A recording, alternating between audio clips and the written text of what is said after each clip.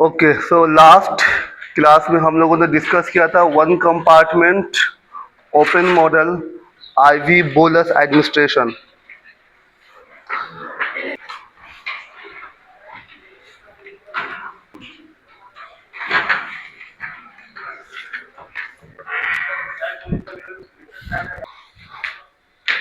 Okay, one compartment open model IV bolus administration में हम लोगों ने कौन कौन से पैरामीटर डिस्कस किया था? एलिमिनेशन पैरामीटर, उसमें तीन थे mainly, elimination rate constant, elimination T half और clearance. Okay, next is one compartment open model intravenous infusion. IV bolus हम लोगों ने लास्ट लेक्चर में डिस्कस किया था, आज डिस्कस करेंगे IV infusion. Okay, basically in case of IV injection और आईवी बोलस जो हम लोगों ने लास्ट लेक्चर में डिस्कस किया था, it is not suitable when drug causes toxicity, because वहां पे क्या होता है कि सारे के सारे drug with in 1 to 3 minutes में सर्कुलेशन में पहुंच जाते हैं।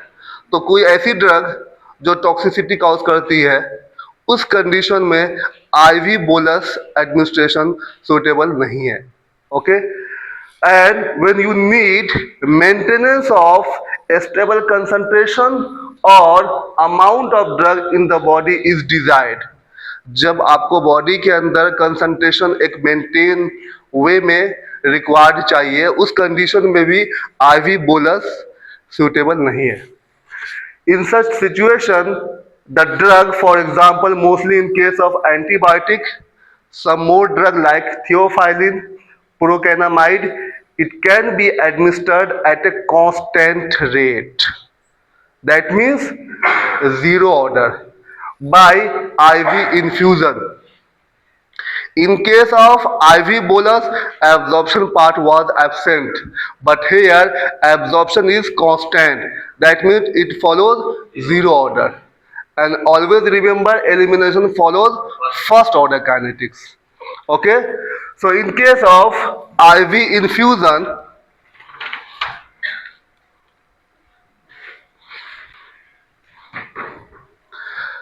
in contrast to short duration of action in case of IV bolus, that is few seconds, the duration of constant rate in case of infusion is usually much longer as compared to their half-life of the drug. Okay, so basically IV infusion have some advantages. First advantage, ease of control of rate of infusion to fit individual patient need. Okay, second, prevent fluctuation maxima and minima.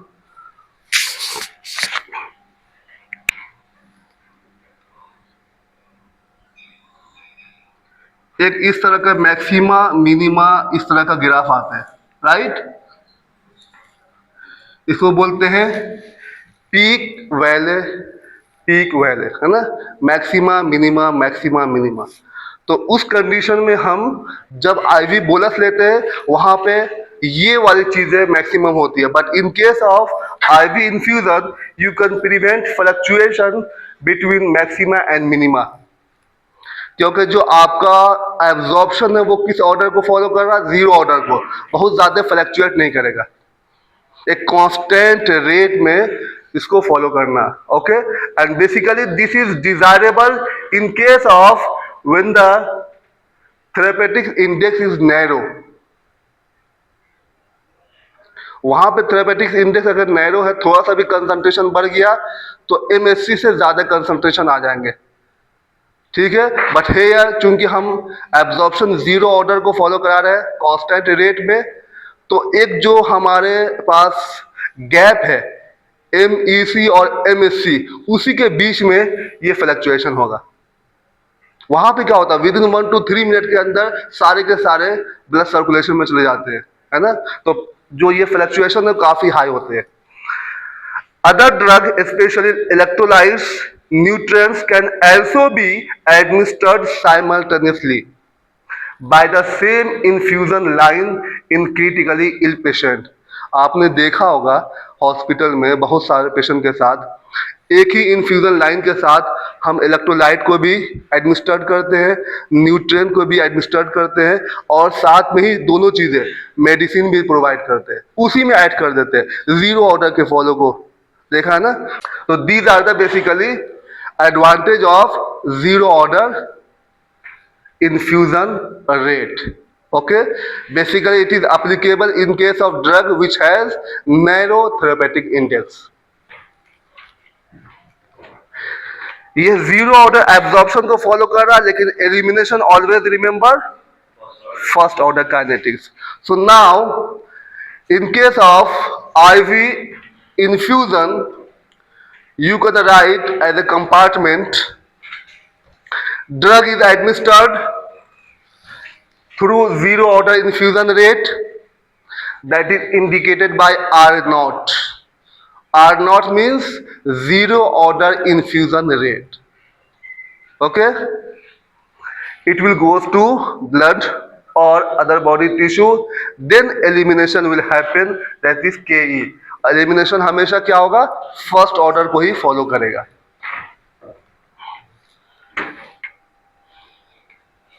Now, as we discussed earlier, at any time t, the body or the presentation of drug inside the body can be represented by dx upon dt, where dx upon dt is equal to rate of absorption minus rate of elimination minus rate of elimination. Rate of absorption को हम लोग rate of input भी कहते हैं, है ना, और rate of elimination को रेट ऑफ आउटपुट कहते हैं. ठीक है. Rate of availability, rate of elimination. Okay. So in case of IV infusion, you can write drug presentation at any time t, dx upon dt is equal to rate of absorption, and because it follows zero order kinetics which is indicated by R naught minus rate of elimination. Rate of elimination will be same as you have written in case of IV bolus, minus KEX. Okay, this is equation number first. After integration and rearrangement of equation first, you can write x is equal to R naught upon Ke in bracket 1 minus e to the power minus KET. ये हमने पिछले वाले में भी किया था. ये किस फॉर्म में है? एक्सपोनेंट फॉर्म में है, और it is called mono exponent, क्योंकि हमारे सिर्फ और सिर्फ एलिमिनेशन टर्म एक्सपोनेंट में आ रहे हैं. अगर एलिमिनेशन के साथ एब्जॉर्प्शन टर्म भी अगर आएंगे तो वो हो जाएंगे by exponent. Okay. So after integration and rearrangement of equation number first, we get x is equal to R naught upon Ke in bracket 1 minus e to the power minus KET. Ke is elimination rate constant. Okay. Now, as we know and we have discussed so many times, there is a relationship between x and c. That means x is equal to Vd into c. So you can write value of x, that will be Vd multiplied by c in equation number 2. जब आप equation number 2 में s की value put करेंगे तो आपके पास होगा final equation Vd multiplied by c is equal to R naught upon Ke in bracket 1 minus e to the power minus KET. ठीक है. और जब आप यहां से कंसंट्रेशन की वैल्यू निकालेंगे तो ये Vd कहां पे आ जाएगा? Ke अपॉन के ई के साथ में वी डी आ जाएगा, है ना। C is equal to R naught upon KE multiplied by VD in bracket 1 minus e to the power minus KET, and as we know KE into VD last class में भी बात की थी is equal to clearance, है ना। Clearance is equal to KE into VD। So equation number third में जब आप KE इंटू VD की जगह पर क्लियरेंस पुट करेंगे तो now you have equation number 4 that is C is equal to R not upon CLT clearance in bracket 1 minus e to the power minus KET। Okay, this is the equation number 4। Now, as we know, because it follows zero order kinetics or zero order absorption, okay, so therefore at the start of constant rate infusion the amount of drug in the body is zero। ये zero order को follow कर रहा है। जैसे आपने administrate किया T is equal to zero, body में concentration क्या है, जीरो, ठीक है। And as there is no elimination, क्योंकि बॉडी में कोई कंसंट्रेशन ही नहीं है तो एलिमिनेशन होगा ही नहीं। As the time passes the concentration of drug in the body increases gradually, okay, and elimination rate will be less than rate of infusion or rate of absorption, okay, until a point where you will find a rate of elimination equal to rate of absorption or rate of infusion. That means the concentration of drug in plasma, it will approach a constant value that is called steady state or plateau state or infusion equilibrium। इस चीज को आप वापस से समझ लीजिए। हमने बात की है कि ये जो ऑर्डर है एब्जॉर्प्शन का वो कौन सा ऑर्डर है, zero order, because it follows zero order at time zero, that means at the time of administration, okay, the concentration of drug in the body will be zero, क्योंकि अभी आप just start किए हैं, body के अंदर कोई concentration पहुंची नहीं है। जब कोई कंसंट्रेशन पहुंची नहीं है तो एलिमिनेशन क्या होगा, जीरो, ठीक है। जैसे जैसे टाइम पास होगा एब्जॉर्प्शन जीरो ऑर्डर को फॉलो कर रहा। As the time passes, okay, the concentration of drug inside the body gradually increases, और एलिमिनेशन किसको फॉलो कर रहा है, फर्स्ट ऑर्डर को। तो स्टार्टिंग में कंसंट्रेशन कम है, एलिमिनेशन तो हो रहा बट एब्जॉर्प्शन से कम हो रहा। जैसे जैसे टाइम पास होगा बॉडी के अंदर एब्जॉर्प्शन के थ्रू कंसंट्रेशन बढ़ता जाएगा बढ़ता जाएगा। Elimination follows first order. एक टाइम ऐसा आएगा कि एलिमिनेशन इक्वल टू एब्जॉर्प्शन, क्योंकि एब्जॉर्प्शन तो कांस्टेंट रेट से हो रहा, एलिमिनेशन फॉलोज कर रहा फर्स्ट ऑर्डर को। जैसे कंसंट्रेशन बढ़ेगा एलिमिनेशन बढ़ेगा, राइट। तो एक टाइम पे क्या होगा, पहले तो एलिमिनेशन कम था, एक टाइम के बाद एलिमिनेशन और एब्जॉर्प्शन दोनों सेम हो जाएंगे। दैट मीन्स बॉडी के अंदर कंसंट्रेशन कांस्टेंट वैल्यू मेंटेन करेगा, and that point is known by steady state or plateau state or infusion equilibrium। That means at plateau state or at equilibrium dx upon dt will be zero, है ना, क्योंकि rate of input minus rate of output ये दोनों क्या equal हैं। जब दोनों equal हो जाएंगे तो दोनों के डिफरेंस क्या हो जाएगा, जीरो हो जाएगा, ओके। और in case of IV infusion dx upon dt क्या लिखते हैं, R not minus K E X is equal to,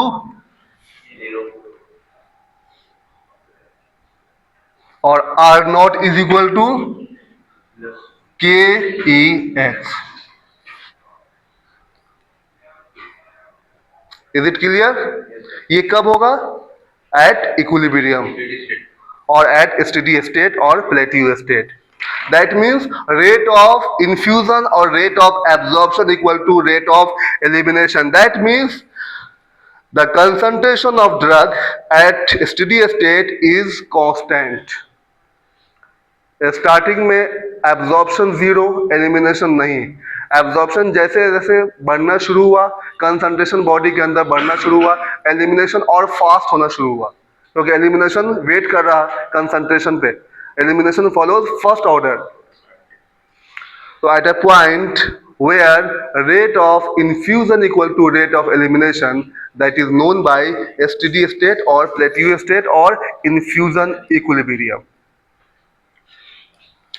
So at steady state you can write equation number first as dx upon dt is equal to 0, that will be equal to r naught minus kex, because this amount of drug represent at steady state. That is why you can write x as xss, steady state, right? Concentration at कहाँ पे? steady state पे. Okay, so in equation number 5, 0 is equal to or dx upon dt is equal to 0, which is equal to r naught minus kex ss, and finally you have r is equal to kex ss. ss means steady state. Now transforming this equation to concentration term, and as we know x is equal to Vd multiplied by C.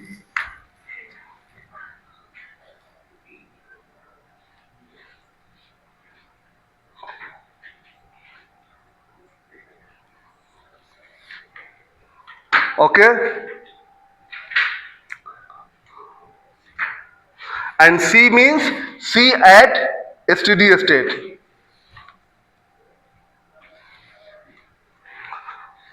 So now the final value of C at steady state will be equal to R naught upon Ke into Vd. CSS is equal to R naught upon Ke into Vd, and Ke into Vd is equal to clearance. So R naught upon clearance. That means R naught is infusion rate and CLT is clearance. Now you have equation number 8, where concentration at steady state is equal to infusion rate divided by clearance.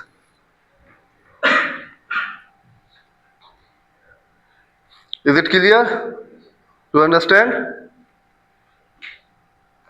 Now after substitution of value of R naught upon CLT, that is CSS, from equation number 8, and then when you put this equation, this value in equation number 4, अब आपको 4 number equation याद है?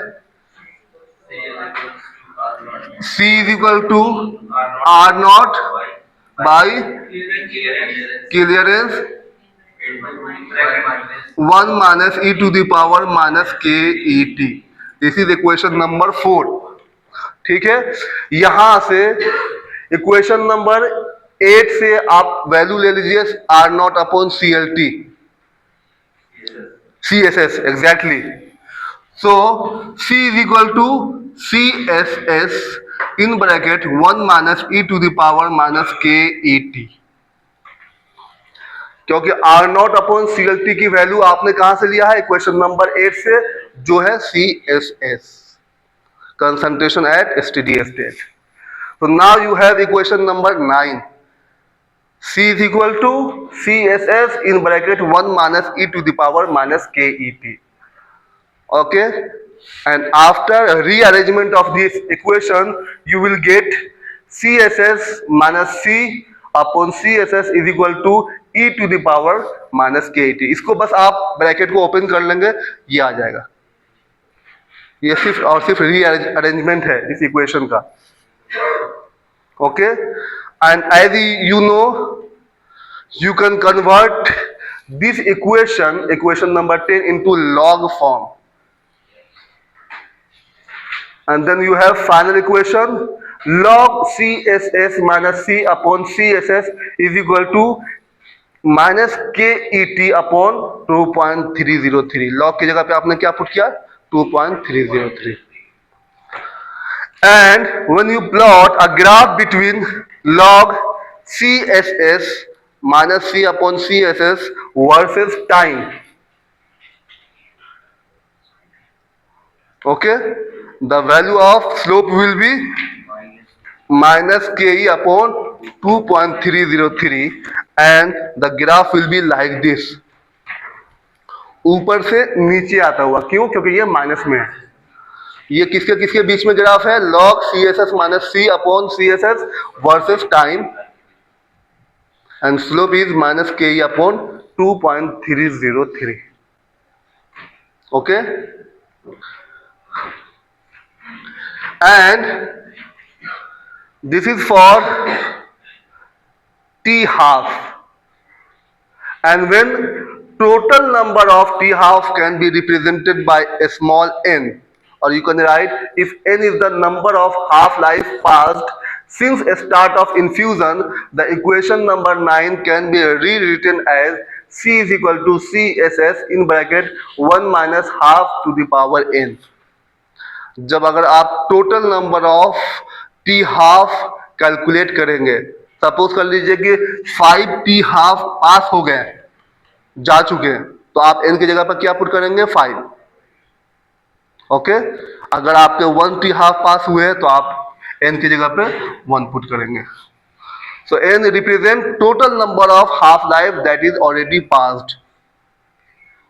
Okay,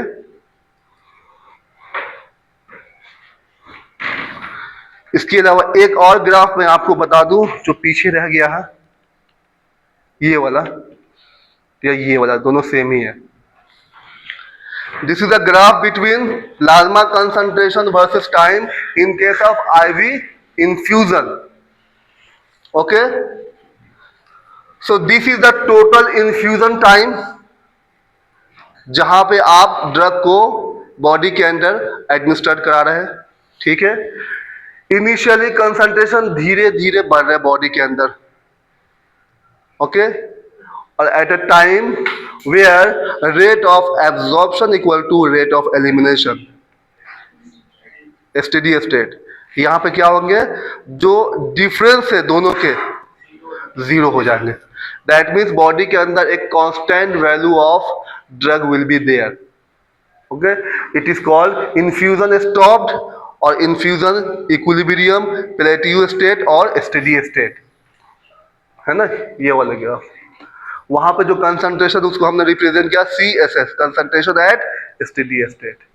and जब यहां से आप एक plot draw करेंगे तो आपकी जो वैल्यू आएगी स्लोप की माइनस KE अपॉन 2 पॉइंट, जो अभी आपने लिखा माइनस KE अपॉन 2.303। ये 1 आवर आपने एडमिनिस्टर्ड कराया है। सपोज कर लो आपने डोज को डबल कर दिया तो ये वाले ग्राफ आ जाएंगे। Infusion rate is 2 hour. फिर अगर आपको 3 आवर 4 आवर है वो इसके अकॉर्डिंग। ठीक है, किसके किसके बीच में ये ग्राफ है, plasma concentration versus time in case of IV infusion. Now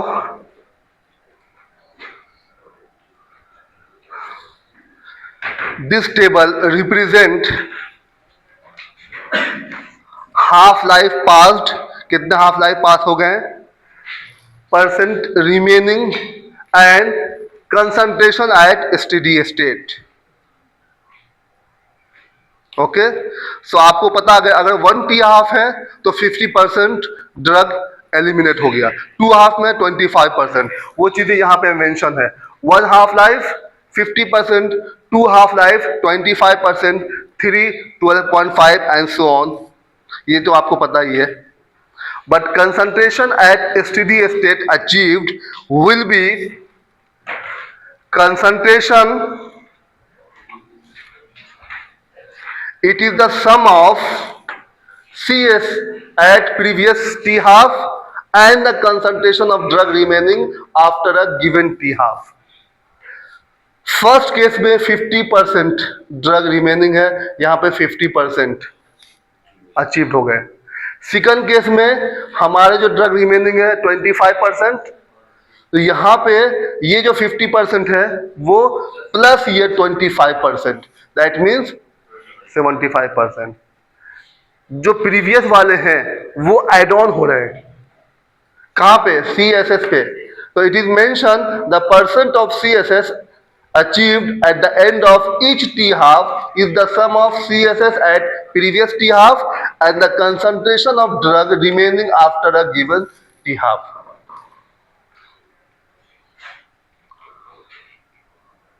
okay, ये इसलिए हो रहा है क्योंकि हमारी जो drug of absorption equal to drug of elimination यहां पे हो गए.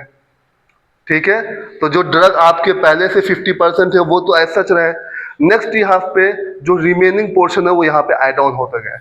अब सपोज कर लो अगर हम बात करें थर्ड टी हाफ की, थर्ड टी हाफ में आप देख लो 75 फर्स्ट पहले वाले प्लस ये वाले 12.5, फोर्थ वाले में ये वाले तो होंगे ही प्लस ये वाले जो बचे हैं.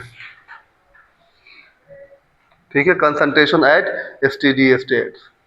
So this is a table which represent half life passed along with percent remaining of the drug as well as CSS achieved at that particular T half. That's all about IV infusion one compartment open model. इस वाले में और पहले वाले में जो difference है वो रेट ऑफ एब्जॉर्प्शन. वहां पे रेट ऑफ एब्जॉर्प्शन एब्सेंट था तो हम एलिमिनेशन की बात कर रहे थे हमेशा ही. यहाँ पे एब्जॉर्प्शन एब्सेंट है नहीं तो एब्जॉर्प्शन को साथ में लेके चल रहे हैं.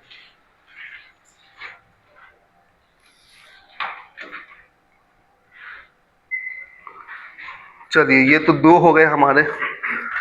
First is IV bolus, second is IV infusion.